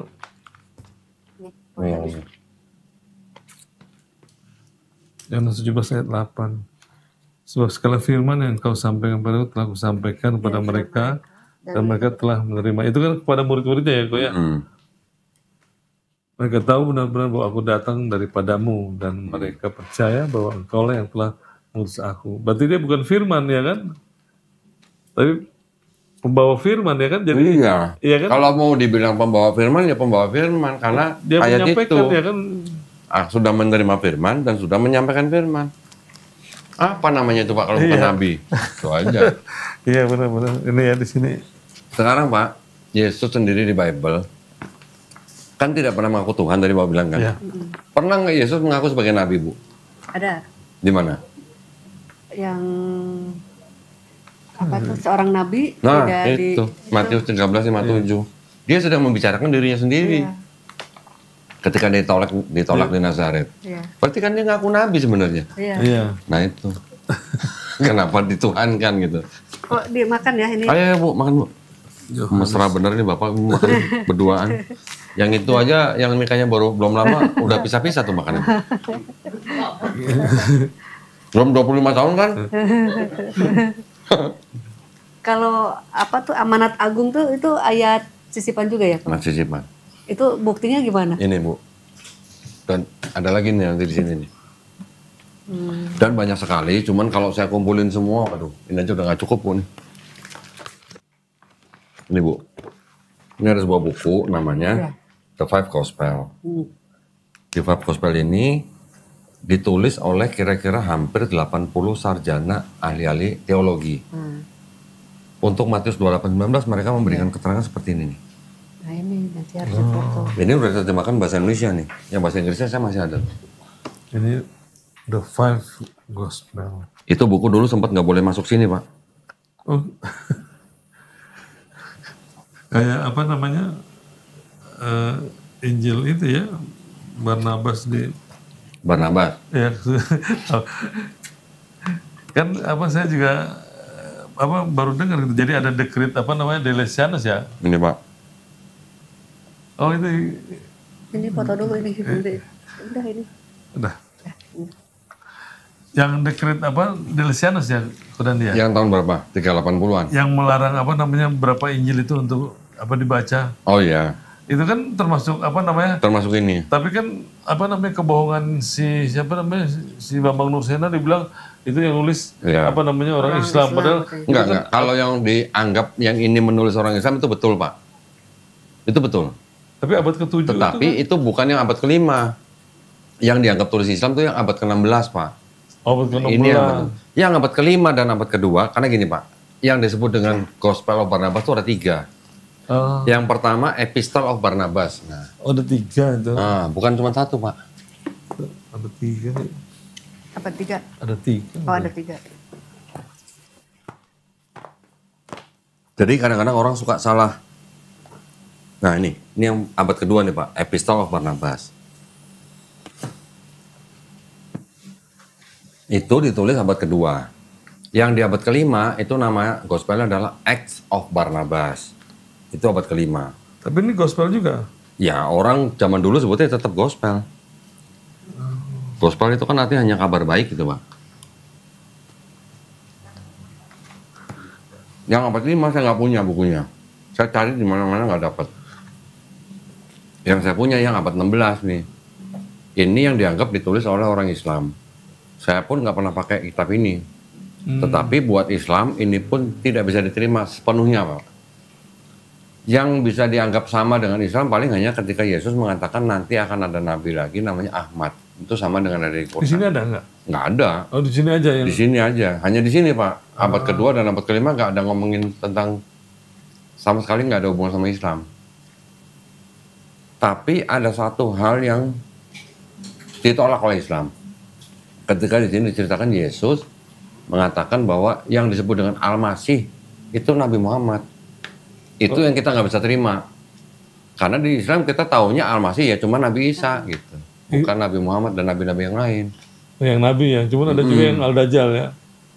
Ya itu lain cerita kalau Dajjal. Ini kan bicara tentang Ya, nabinya, Al-Masih adalah Nabi Al-Masih ya. Muhammad gitu. Oh itu cuma satu ya Isa Al-Masih ya. Jadi kita pun Islam juga tidak pernah menggunakan ini Pak. Untuk berhujah kita nggak pernah pakai. Karena ini juga ditolak kan sama Kristen. Kalau yang ini isinya apa tentang? Kalau itu hanya cerita kehidupan orang yang bernama Barnabas. Cuman itu aja Iya. ya. Berarti dia nggak menceritakan tentang apa namanya penyalipan atau apa nggak ada sini ya. Iya. Nah ini. Jesus answered, the name of the Messiah is admirable. Yang terpuji. Iya. Nabi Muhammad, nama Muhammad itu kan arti yang terpuji. Muhammad is his blessed name. Ya, yang berarti. Ini yang kita nggak bisa terima. Kalau apa namanya, Kodani dari Alkitab sendiri ada nggak yang apa kesaksian tentang Nabi Muhammad Di Bible. di Bible?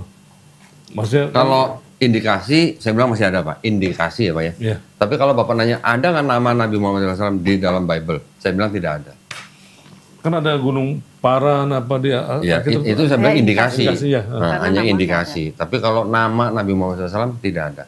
Kalau ada apologet Islam yang bilang ada nama Nabi Muhammad SAW di dalam Bible, terutama di Kidung Agung 5 ayat 16, ada kata-kata Muhammadim. Nah itu Muhammadin itu maksudnya apa tuh? Nah, Muhammadim itu artinya yang terpuji. Oh yang terpuji. Tapi bukan berarti itu nama orang gitu Pak.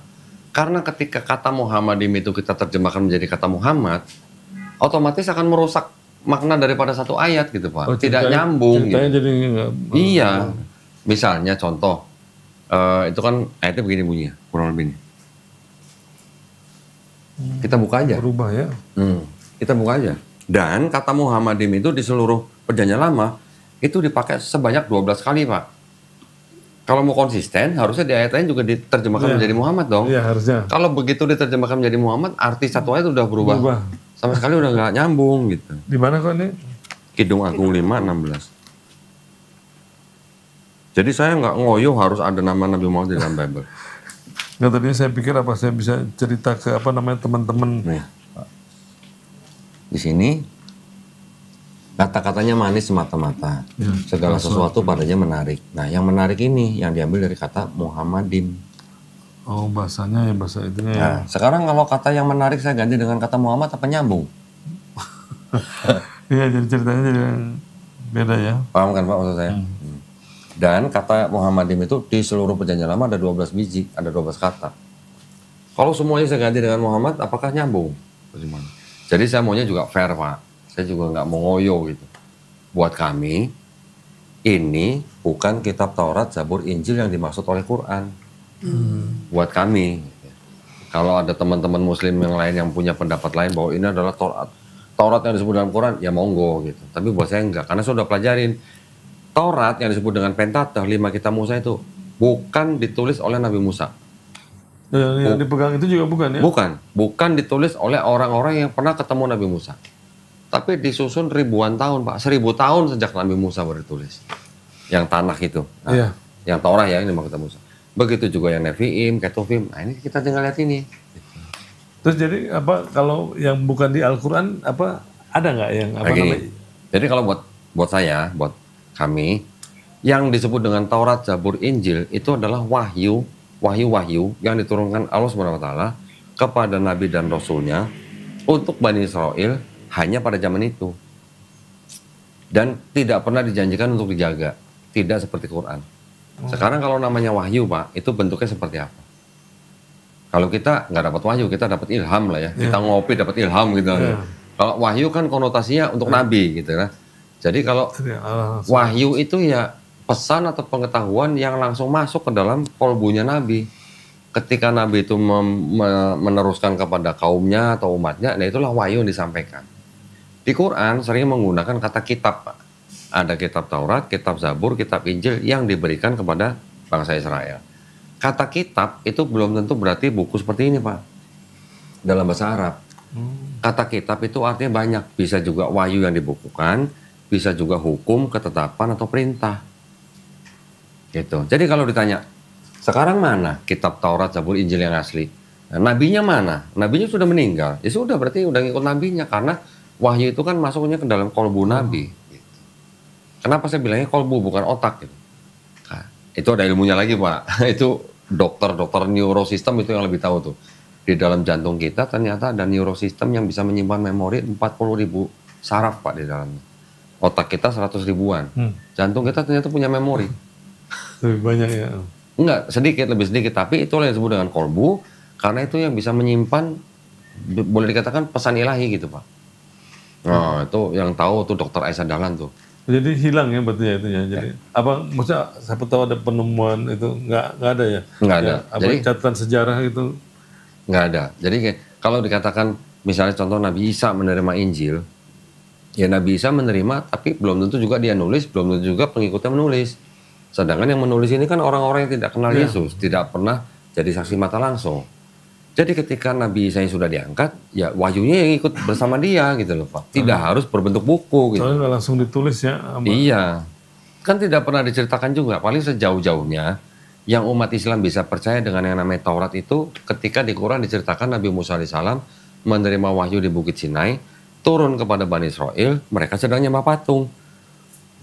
Wahyu yang dituliskan oleh Nabi Musa alaihissalam itu di atas 2 loh batu. Kristen juga ada. 2 loh batu itu kan dipecah di depan bangsa Israel sendiri karena Nabi Musa marah ngeliat bangsanya nyembah berhala. Paling jauh yang disebut Taurat ya cuma itu, Pak. Padahal cuma sebagian kecil itu ya. Iya. Nah, sedangkan di dalam, kalau disebutkan di dalam kitab Tanakh itu kan kurang lebih ada 613 mitzvah hukum untuk orang Yahudi. Nah itu yang masuk dalam buku itu Pak. Tapi kan nggak mungkin Nabi Musa alaihissalam membawa batu begitu banyak isinya 613 hukum kan nggak mungkin. Jadi yang diajarkan oleh Nabi Musa kepada bangsa Israel ya hanya lisan, secara lisan gitu Pak. Yang lainnya ya, yang lain lisan. Iya.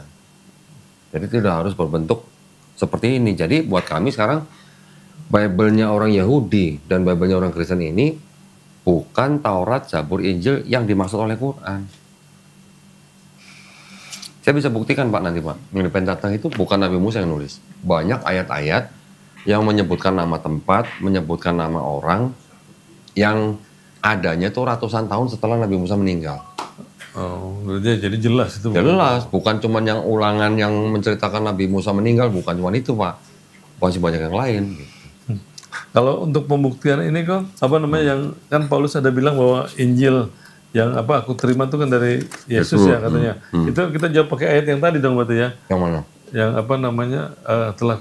firman yang itu telah kusampaikan. Kan itu kan cuma disampaikan pada murid-muridnya doang kan.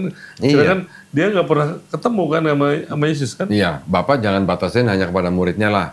Kita ambil aja konteks yang lebih luas kepada bangsa Israel. Gitu.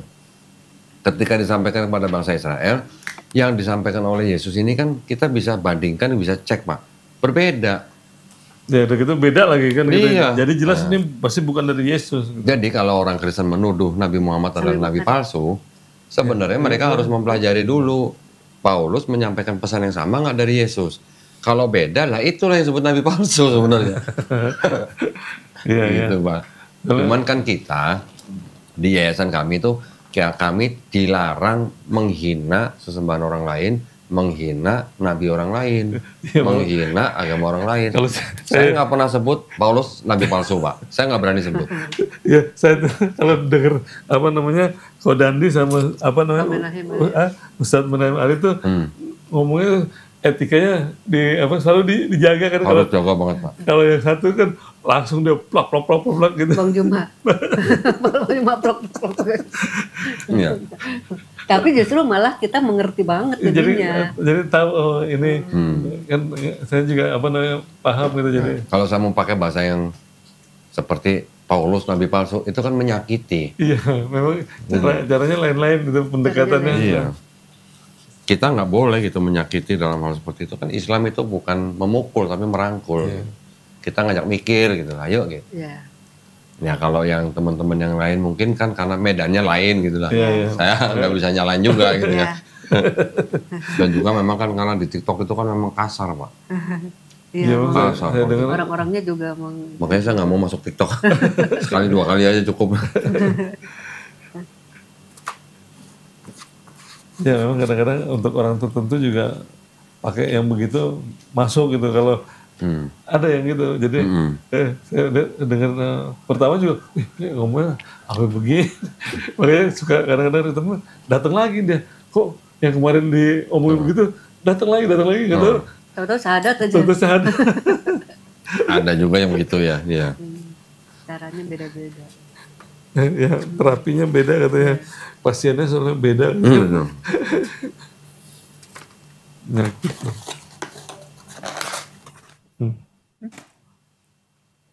Saya nyebut ayat tadi Pak, 1 Yohanes 5 ayat 7. Kan di situ kan tertulisnya pasti tidak asli. Ya. Paling jauh saya cuma nanya orang yang saya minta baca. Kalau tidak asli itu apa kata lainnya? Palsu. Nah dia sendiri yang ngomong, bukan saya. Saya sendiri nggak berani ngomong ada ayat palsu. Yang ngomong kan ini sendiri. Karena apa Bu? Keluarga besar saya juga masih Kristen semuanya. Masih ada juga? Keluarga besar saya. Ini maksud saya masuk keluarga besar tuh tante. Kalau dalam bahasa Cina tuh ii gitu ya. Nanti ada cek, ada empek segala macam. Keluarga besarnya artinya dari papa, dari mama, semuanya masih Kristen. Yang masuk Islam cuma papa saya sama saya. Kok kalau umpamanya persiapan untuk kalau kita masuk Islam itu apa kok? Persiapan? Ya maksudnya kita mesti persiapin apa? Hati, kalau saya bilang mah. Cuman hati aja. Kok sebenarnya udah baru disunat ini. Masya Allah. Iya. Belum sembuh benar. Waduh. Berarti tadi 12. Masih suka ngilu-ngilu. Baru tanggal 12 ini. Oh, berarti masih gatal-gatal dikit Pak. Ngilu gitu biasanya. Iya. Itu dokternya juga pas saya bilang, ini kok, maksudnya dia kan nanya, maksudnya mungkin bingung juga udah tua baru disunat, baru dapat hidayah. Katanya dokternya dokter Ali, dia kelihatan kayak orang Arab gitu. Jadi digratisin, nggak mau dibayar. Masya Allah, alhamdulillah. Iya, Alhamdulillah. Kan bayar gratis katanya. Kita mesti saling membantu katanya dia bilang. Memang banyak Pak, masih ada dokter-dokter yang seperti itu masih ada. Masih muda padahal dokternya. Kan di rumah sakit, soalnya kan ini ada masalah inilah gitu, jadi kita cari aman gitu dok. Ya biar aman ke rumah sakit, nggak mau di klinik gitu. Harusnya berapa Pak kalau di rumah sakit? 12, harusnya 12 juta. Kita udah deposit. Sunat? 12. Kan Karena dokternya ada 3. Dokternya 3 kan. Jadi dokter yang ahli nggak mau dibayar dia. Jadi dokter ahli bedahnya yang nggak mau dibayar. Alhamdulillah. Jadi kembali 5 juta. Masya Allah. Dibalikin lagi. Loh, kok dok pas kita kontrol, kok dibalikin lagi itunya depositnya? Udah labu katanya gitu. Keren itu. Dokternya keren. Jadi bang kita harus saling mendukung gitu ya. Ada juga seorang dokter Pak di Cilengsi juga begitu. Dia punya klinik sunat. Ketika yang datang itu mualaf gratis. Saya juga punya juru sunat. Ketika ada yang bersahadat depan saya, laki-laki, belum sunat, saya cuma minta jadwal sama dia. Tentuin hari apa, jam berapa, hari apa. Tunggu di rumah, kita kirim juru sunat di rumah, gratis. Oh di rumah tuh. Di rumah. Gratis, kita nggak minta si mualafnya untuk bayar. Setelah itu, baru kita minta juga mereka, saya minta jadwal, seminggu 2 hari maksud saya, 2 kali pertemuan. Setiap pertemuan 90 menit, kita kirim guru privat ke rumah, belajar di rumah. Belajar fikih, belajar akidah. Fikih itu seperti kayak syariat-syariat lah, cara-cara sholat gitu lah. Akidah itu belajar teologi Pak. Ya, tadi saya mau tanya kalau itu kita dituntutnya apa gitu maksudnya itu nanti dia ada. Kita kirim guru privat ke rumah. Bapak tinggal tentuin hari apa, jam berapa, di mana, udah gitu aja. Nanti saya kirim guru privat ke rumah, bapak belajar di rumah. Nanti selain itu kita juga ada kajian rutin sebulan sekali, 2 bulan sekali. Gitu. Jadi kita nggak lepas Pak. Itu kajian di apa online atau di mana? Enggak, kita undang. Kita undang iya. Kalau online kurang tempatnya ini Pak. Tempatnya di mana Pak biasanya? Nanti kita sediain tempatnya Bu. Kita ada kerjasama dengan salah satu rumah yang dulu sering dipakai buat wedding, sekarang buat dakwah. Itu kan lihat apa namanya yang ada yang siapa yang perempuan tuh yang tadi main organ di gereja, atau udah bisa. Oh itu yang apa? Tadi Jesslyn itu ya. Oh Jesslyn. Dia bilang katanya nggak bisa, tahu udah sekarang udah banyak apal. Iya. Tapi yang itu kan gampang ya, kayak apa kan dia kan belum bisa kayak baca untuk apa sholat, kayak Quran. Bacaan gitu. Quran. Sama sekali nggak bisa. Nanti ada bukunya Pak nih. Ini buku bacaan Quran. Untuk belajar sholat. Nanti ada yang buat Quran, ada ini buku Iqra namanya. Iqra ini jadi kayak anak TK, anak SD kayak Pak belajar. ABCD gitu. ABCDE gitulah. Ini Budi, itu Budi, Ibu Budi gitulah. Tapi ini dalam huruf Arab. Ini kalau diikuti dengan rutin Pak, ini kuncinya cuma diulang. Kuncinya cuma diulang. Kalau belajar sekali, sebulan lagi baru belajar ya nggak bisa. Harus rutin. Waktu Kodani itu berapa lama? Sama, cuman karena saya dulu kan sering ke luar pulau Pak. Proyek saya kan di Sumatera Selatan. Jadi ketika saya belajar di sana, udah balik lagi sini. Jadi belajarnya kadang-kadang terputus gitu. Tapi akhirnya saya bilang, udah mendingan daripada begitu, mendingan saya pakai guru privat.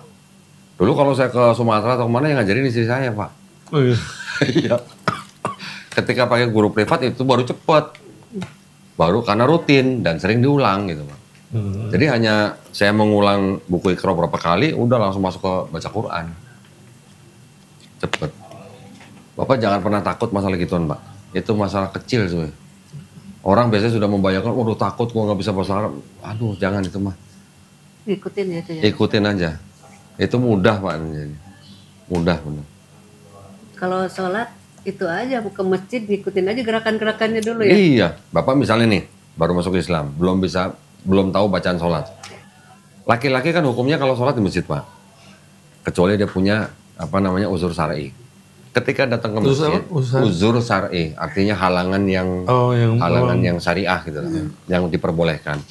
Ketika datang ke masjid, Bapak cuma tinggal ngikutin gerakan imam aja. Bacanya apa? Belum tahu nih. Cukup subhanallah, subhanallah, subhanallah. Udah cukup. Subhanallah itu artinya maha tinggi Allah. Cukup. Nah, Bapak tinggal baca ini. Atau kalau Bapak mau latihan di rumah, sholatnya sambil baca ini pun boleh Pak, begini. Loh boleh. Apa-apa. Sambil berdiri, sambil begini boleh. Atau Bapak sambil pegang handphone, nonton YouTube, boleh. Sholat sambil nonton caranya, ruku gimana, sujud gimana. Bapak tinggal sambil pegang handphone boleh. Saya dulu caranya gini Pak, sama istri, dicetak atau di print dalam beberapa lembar gitu, bacaan-bacaan sholat. Kemudian karena di kantor saya tuh, kantor saya kan dekat masjid, tapi ketika saya sholat sunnah sendiri, latihan di kantor saya, saya menghadap kiblat, dinding, ya udah ditempel situ Pak bacanya.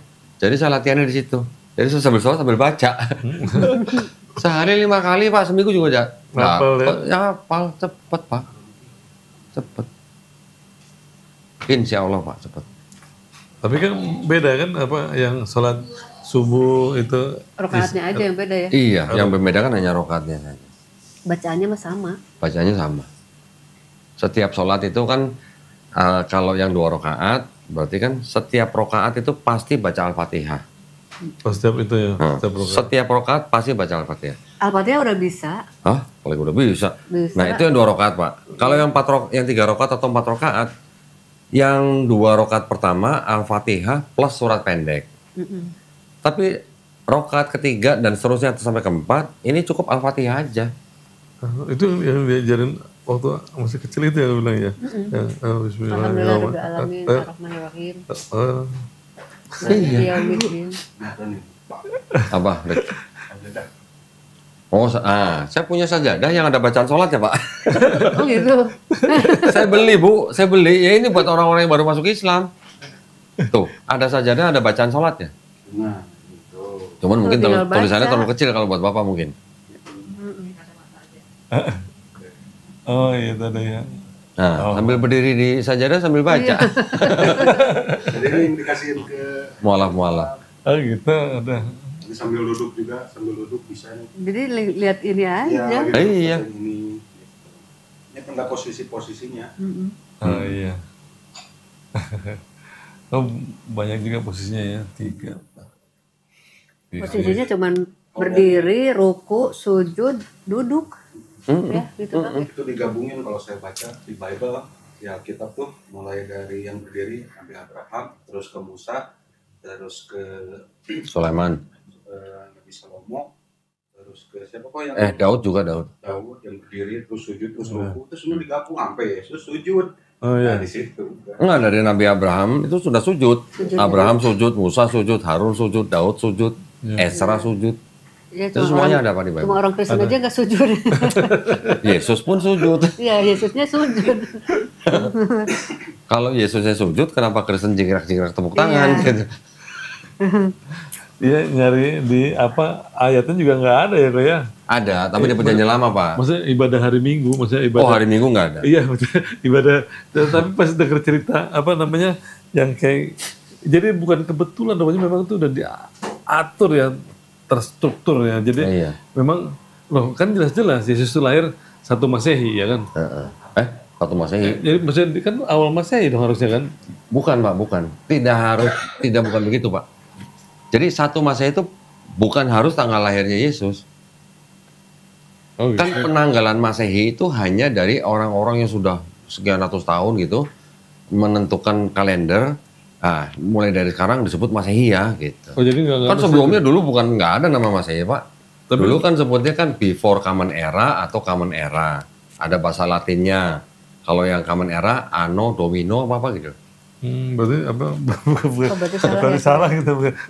Ya, cuman maksudnya ternyata kan 25 Desember itu memang hari itu kan hari Dewa Matahari kan. Betul. Itu jadi.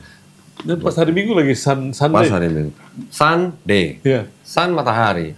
Jadi memang diatur hari matahari. Diatur ke situ ya kok ya. Iya.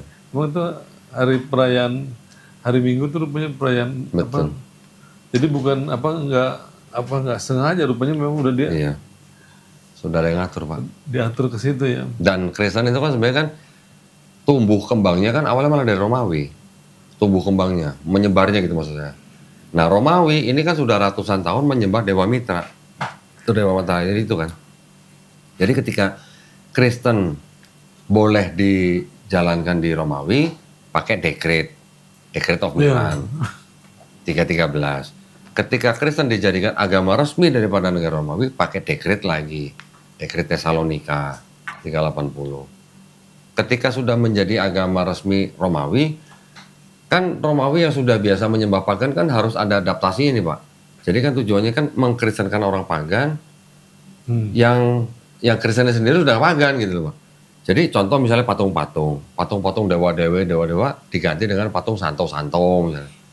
Patung Maria gitu. Terus kemudian gedung kayak semacam kolosium gitu dijadikan gereja. Kristen tadinya nggak punya gereja, Pak, nggak ada gedungnya. Mereka kalau kebaktian di rumah-rumah. Ketika jadi agama resminya Romawi, baru dikasih gereja. Pendeta-pendetanya nggak usah bayar pajak. Ada tuh, Pak. Nanti lambang-lambangnya juga begitu. Ya, jadi memang ada penyesuaian antara pagan dan Kristen awal. Karena dijadiin agama negara itu ya, agama Romawi ya. Iya. Nggak bisa dipungkiri, Pak, sekarang udah zaman informasi, udah kebuka semua. Ya, itu juga kan ada tuh yang di 1 Yohanes berapa ya, yang tidak mengaku Yesus sebagai manusia kan dibilang antikristus kan gitu kan. Antikris gitu. Ajaran sesat, antikris. Mas kan bahas di gereja tuh. Ya. Ada kan anaknya pendeta yang itu ya, bilangnya ya kan dua natur katanya Yesusnya. Dua natur hasil dari Konsili Kalsedon. Kan nggak ada ayatnya kan dua natur itu ya? Nggak ada. Ya, itu hanya pemikiran gereja. Yang 100% manusia, 100% Tuhan tuh hanya Konsili Kalsedon kan? Konsili Kalsedon tahun 451, Bu. 451. Justru Konsili Kalsedon itu kadang-kadang bisa menjadi bumerang buat mereka, Bu. Ketika ada ayat yang bilang Yesus tidak tahu hari itu, yang malaikat pun tidak, hanya Bapa yang tahu, gereja pendeta kan bilang kan Yesus sedang jadi manusia. Ya. Ketika jadi manusia dia nggak tahu, tapi gara-gara Konsili Kalsedon itu jawabnya gampang sekarang. Tapi kan Kalsedon menyatakan bahwa Yesus sepenuhnya Tuhan, sepenuhnya manusia. Iya, 100% manusia. Berarti pada saat dia jadi manusia dia juga Tuhan, menurut Kalsedon gitu. Nah, berarti kalau mereka nggak mau mengakui Yesus tidak setara dengan Bapa, pertanyaan kita kan tinggal begini, kalau begitu sebenarnya Yesus tahu tapi pura-pura nggak tahu, atau benar-benar nggak tahu? Itu aja kan, Pak? Iya. Bapak udah pernah nonton video saya yang saya tanya tentara Romawi yang nyalib Yesus itu berjasa apa berdosa belum? Iya, yang berjasa apa berdosa tuh Yesus rela nggak disalib gitu kan, itu kan? Itu kalau diurut-urut, Pak. Berarti penyebab penyaliban itu kan iblis. Iya, harusnya ini berjasa. Karena iblis yang membisiki Yudas. Iya. Kalau iblis tidak membisiki Yudas kan tidak akan ada penyaliban. Berarti iblisnya berjasa apa berdosa? Harusnya berjasa ya. Cuman kalau waktu kemarin kita dengar itu dari kalau Ustadz Rahmat Baikuni itu, jadi itu kan Yudas jadinya kan jadi apa Samiri ya? Gini Bu, kalau yang namanya Yudas Iskariot itu dikatakan kan dia yang diserupakan dalam tafsir Bu, bukan dalam ayat Quran. Ayat Quran tidak pernah menyebutkan Yudas Iskariot. Ayat Quran surat An-Nisa ayat 157 yang mengatakan bahwa Nabi Isa alaihissalam itu tidak dibunuh dan tidak disalib, ya ini ditafsirkan Bu, ada tafsirnya kan. Tafsirnya ini bahwa yang diserupakan itu adalah Yudas Iskariot, murid Yesus. Tapi ada tafsir yang lain dari Ibnu Abbas yang mengatakan bahwa yang disalib serupakan itu adalah murid Nabi Isa alaihissalam yang paling muda. Gitu. Kalau yang tadi Ustadz Rahmat Baikuni mengatakan Yudas Iskariot itu dajjal dan sebagainya, itu ya itu hanya apa ya, kayak semacam penafsiran gitulah. Ya, penafsiran bahwa Yudas itu sudah merupakan dajjal yang datang pada zaman Nabi Isa gitu lah. Kurang lebih seperti itu. Tapi kan apa Yesus juga bilang kalau dari 12 muridnya satu iblis. Nah iya itu. Iya kan? Iya, ya itu. Tapi kalau saya yakin Ustadz Rahmat tidak mengambil referensi dari Bible. Enggak. Tapi maksudnya kita tuh kok nyambung gitu. Nyambungnya ke situ gitu. Iya. Mendengar itu di Alkitab. Tapi itu bukan tidak ada teksnya sih. Kalau Yudas yang dajjal itu nggak ada teksnya Bu. Di penafsiran ya. Kita cuma nyambungnya gitu aja bahwa Yesus bilang hal satu dari. Sekarang gini Pak, ya Bapak Ibu nih saya tanya, Kristus artinya apa Pak? Yang diurapi kan? Mesias. Kristus itu kan artinya Mesias. Di Islam kita mengenal Al-Masih. Jadi Yesus Kristus itu sama dengan Isa Al-Masih. artinya yang diurapi. Tapi kalau di Islam Al-Masih kita memandangnya itu mengusap gitulah. Karena bisa mengobati dengan Ya, usap gitu menyembuhkan orang dengan cara mengusap atau membangkitkan orang mati. Nah sekarang pertanyaan saya gini Bu, Kristen itu kan memandang orang di luar Kristen atau khususnya Islam antikristus katanya. Ya. Pernah dengar gitu Pak? Ya. Sekarang bagaimana Islam bisa antikristus? Wong kita mengenal Isa Al-Masih, berarti kalau antikristus bahasa Arabnya kan istilahnya anti Al-Masih. Kita sekarang menganggap Nabi Isa sebagai Al-Masih. Iya. Bagaimana kita bisa disebut antikristus iya. gitu? Iya. Betul kan Pak? Belum mengimani nabi-nabi sebelumnya ya. Oke. Sekarang di Kristen ada istilah antikristus untuk orang-orang yang tidak menerima Yesus sebagai Tuhan gitu atau juru selamat. Sedangkan Kristus artinya yang diurapi. Nah, kalau antikristus berarti kan tidak mengakui Yesus sebagai Kristus. Iya. Nah, Kristen gimana? Kristen kan mengakui Yesus sebagai Kristus. Kita mengakui Isa atau Yesus sebagai Al-Masih atau Kristus. Nah, bedanya kalau di Islam kita hanya mengakui dia cuman Al-Masih atau cuman Kristus. Tapi kalau di Kristen kan selain Kristus mereka juga menuhankan Yesus. Berarti sebenarnya antikristus ini cocoknya buat siapa? Kalau begitu. Karena menuhankan Kristus gitu. Kan Kristus bukan Tuhan artinya. Jadi balik sendiri ya? Iya, Kristus kan artinya bukan Theos, Pak. Nah, sekarang mereka yang menganggap Kristus itu Theos. Berarti kan mereka sendiri yang, atau Kristen itu sendiri yang, apa ya namanya, jadi berbalik ke mereka gitu. Bisa dikatakan antikristus karena mereka menuhankan Kristus. Kira-kira gitu. Ya, ini kalau mau apa dibolak-balik kata gitu ya. Iya. Kita nggak pernah jadi antikristus karena kita mengimani Nabi Isa sebagai Al-Masih atau mengimani Yesus sebagai Kristus. Nah, tinggal Kristus, apakah Kristus sama dengan Theos gitu aja. Nanti ada lagi gini sebenarnya. Ada beberapa ayat di dalam Perjanjian Baru, khususnya di surat-surat Paulus, Pak, yang dianggap bahwa Paulus menganggap Yesus sebagai Theos. Ya, nanti ada Paulus sebagai Theos. Paulus menganggap Yesus sebagai Theos. Itu ada di beberapa ayat. Adanya di sini, Pak. Oh, yang itu bukan. Oh, yang apa? Roma. Allah Esa, Yesus juga Esa, bukan? Oh, bukan. Kalau itu kan Bapak Allah itu Esa, pengantara itu juga Esa. Ya. Kalau ini bukan, Bu. Ini Roma 9 ayat 5 nih.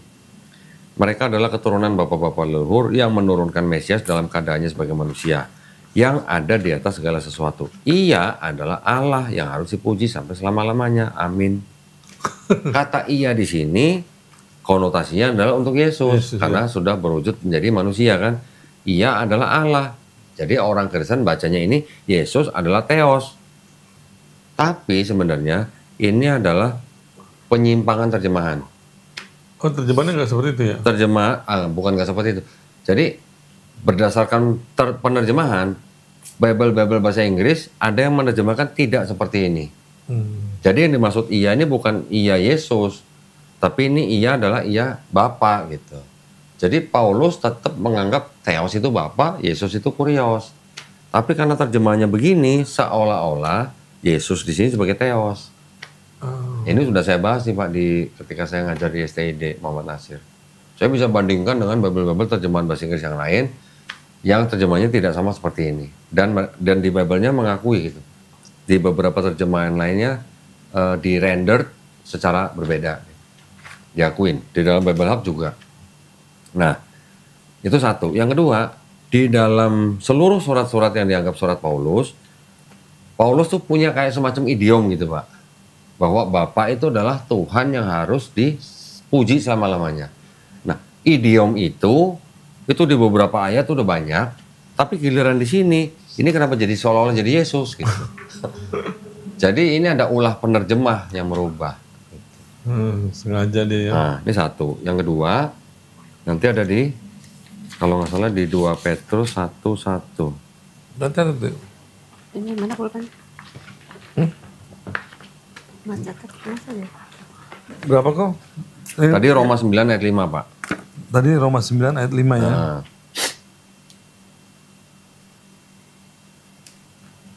Oke. Yang kedua dari 2 Petrus 2 Petrus. pasal 1 ayat 1. Nih. Dari Simon Petrus, hamba dan rasul Yesus Kristus, kepada mereka yang bersama-sama dengan kami memperoleh iman oleh karena keadilan Allah dan juru selamat kita Yesus Kristus. Jadi seolah-olah di sini Yesus Kristus adalah Allah dan juru selamat. Padahal Allah ini sebenarnya ada Bapa, gitu. Oh, jadi itu koma ya harusnya gitu ya? Nah, ini permasalahan tanda baca, Pak. Tanda baca menentukan arti, gitu. Iya. Nanti saya bisa kasih Bapak bahasan saya di video saya ketika saya kasih kuliah ke anak-anak SD. Hanya gara-gara tanda baca dan intonasi itu arti sebuah kalimat bisa berbeda. Iya, betul. Gitu. Ini tanda baca di sini ya. Iya, nah sekarang pertanyaan saya kan gini Pak. Apakah di teks aslinya yang dalam bahasa Yunani itu ada tanda baca? Nggak ada. Nggak ada. Sama Tanda baca nggak ada, huruf besar nggak ada, huruf kecil nggak ada. Semua sama. Kayak Arab gundul gitu yang nggak ada tanda baca ya. Sekarang Bapak pernah tahu nggak kata Kristen sendiri dalam Bible itu kapan pertama kali ada?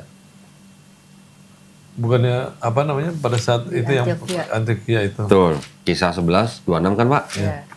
Iya. 11:26. Di sini ada kata-kata Kristen ya Pak ya? Iya. Tapi Pak ternyata kalau saya bukain kodeks Sinaiticus Pak, tidak ada kata Kristianos, adanya kata Krestianos. Cuman beda seperti bentuknya seperti huruf E yang dihapus menjadi I. Oh jadi ininya dihapus jadi.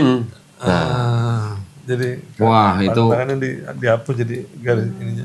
Zaman sekarang itu udah benar-benar informasi itu udah kebuka lebar Pak. Mereka tinggal bersama-sama dengan di masa mengajari banyak orang di Antioquia, orang-orang waktu disebut Kristen. Itu maknanya jadi apa, Kodandi kalau Kristianos kan Kristen, kalau Kristianos itu yang baik.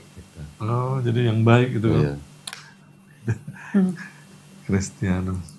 Nih Pak, kata Kristen itu kan di dalam Bible itu kan adanya di Kisah Para Rasul 11:26, Kisah 26:28, 1 Petrus 4:16.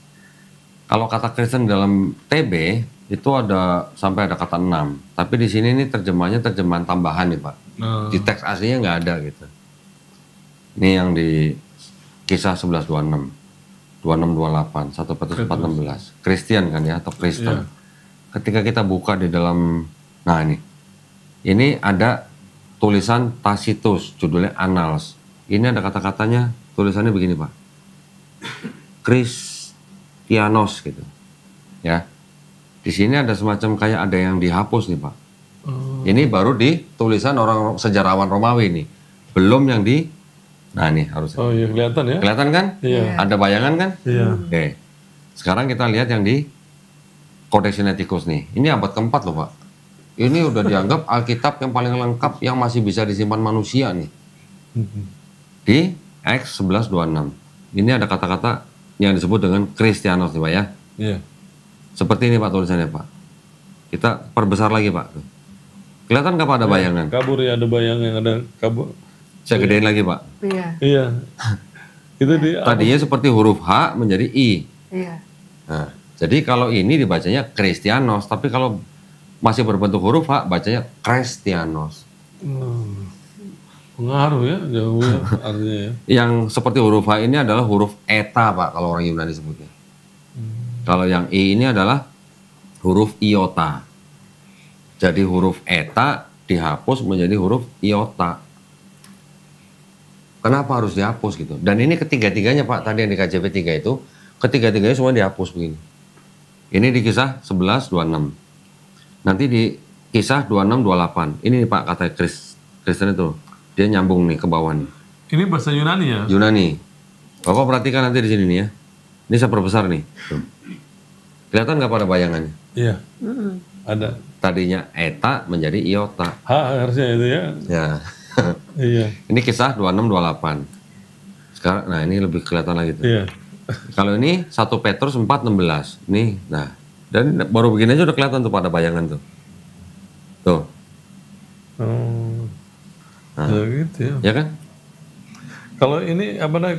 Ini kan bahasa Yunani. Iya. Kan Quran ini kan pernah bilang apa namanya yang dari kalau yang terjemah yang apa yang dari Taurat itu kan dari bahasa aslinya ke bahasa Yunani itu Dari Ibrani Ini Septuaginta. maksudnya dari ya Ibrani ke Yunani itu kan ada apa istilahnya apa Resensi. resensi. Iya.